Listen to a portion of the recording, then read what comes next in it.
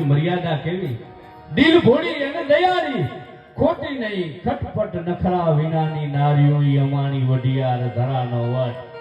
એની લાજ જુઓ, એનો શીર જુઓ, એની મર્યાદા જુઓ ને તો સાહેબ આપણી વઢિયારની દીકરી હાલી આવતી હોય તો એમ લાગે જોગમાં હાલી આવે છે. આટલી બધી માવડીઓ બહેનોનો આટલો બધો જ્યારે બહોળી સંખ્યામાં સમુદાય બેઠો છે, મારે માર્મિક વાતો, માતાજીની વાતો, રામચંદ્ર ભગવાનની વાતો, આ ગામ, આ ગાજદીનપુરા ગામ તો સાહેબ એટલું પવિત્ર ગામ, વલ્લભા બાપા એટલું બધું પવિત્ર ગામ. હવે તો મને એમ થાય આમાં એક એક છોકરા, નાના નાના છોકરાથી માંડી અને વડીલ સુધી હું બધાને ઓળખતો થઈ ગયો, કારણ કે મારો પારિવારિક નાતો થઈ ગયો. એક પણ એવો કાર્યક્રમ ના હોય, અમારા મનહરદાન ને મોરારદાન મારી હારે આવ્યા, હું એમને વચ્ચે કહેતો હતો કે આ ગામમાં એક પણ નાનો કે મોટો અવસર એવો ના હોય, દુનિયાના ગમે એટલા ટોચના કલાકારોને બોલાવે પણ એક વાત ઈ એટલું કે અમારો જીતુદાન તો અમારે ડાયરામાં જોશે જોશે ને જોશે. સાહેબ આ તમારો પ્રેમ છે, તમારી લાગણી છે અને તમારો ઊંઘ છે જમણાબા. આજ વલ્લભાબા એકે તારીખ લગભગ આ મહિનાની 10 તારીખ મને બુક થઈ ગઈ. આ બધા આશીર્વાદ તમારા છે. મેં શરૂઆત અહીંયા ભીમનાથના ખોળામાંથી શરૂઆત બોલવાની કરી હતી. એટલે આ આપણું ગાજદીનપુરા પવિત્ર ગામ,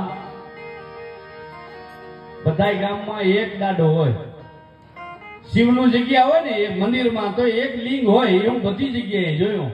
પણ મોરારદાનભાઈ, મનહરદાનભાઈ, અહીંયા ભીમનાથ દાદાના મંદિરમાં તમે જાઓ ને તો 2 લિંગો છે, એક નહીં 2 લિંગો, 2 ભોળાનાથ જે ગામનું રક્ષણ કરે અને ઈ ગામ તારે હાઈએ ભેગું મળી અને આવા સરસ મજાના કામ કરતા.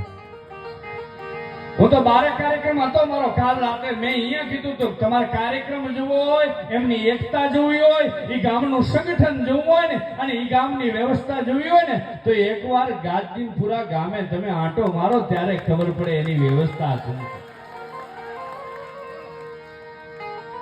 આખો આ યુવક મંડળ, ભીમનાથ યુવક મંડળ, એની તમે જો અમાવાસામાં બાપા પહેલા જયારે શરૂઆત થઈ હતી ત્યારે આપણને ખબર, આ બધા આ વડીલ વલ્લભા બાપાના આખો પરિવાર અહીંયા ઉપસ્થિત છે.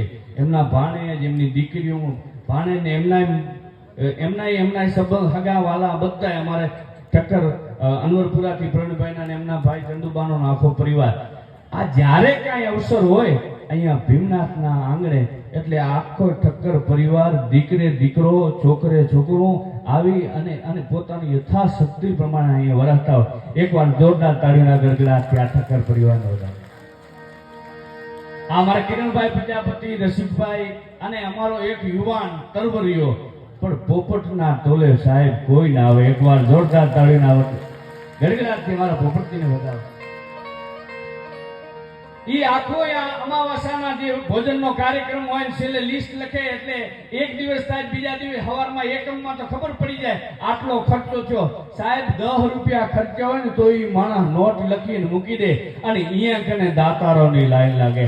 આજ બાવણા પકડીને એમ કેવું પડે પ્રસાદી લેતા જાજો, જમતા જાજો, હરિહર કરતા જાજો, ભોજન કરતા જાઓ. વાંચો સાહેબ આજ માણસોની લાઈન લગાડી દે કે આવો બાપલિયા, કોક જમો અને એક વર્ષ સુધી ભોજનના દાતાઓની તારીખ બુક થઈ ગઈ છે. આ આંગણું છે, આ નાથાણી પરિવાર આખો ભેળો મળી અને જે ગામનો વસવાટ કર્યો, જેને તોરણ બાંધ્યો, આખું આ હેડંબા વન. અને આખી વાત કરીએ તો ખૂબ લાંબી થાય, પણ મારે 1-2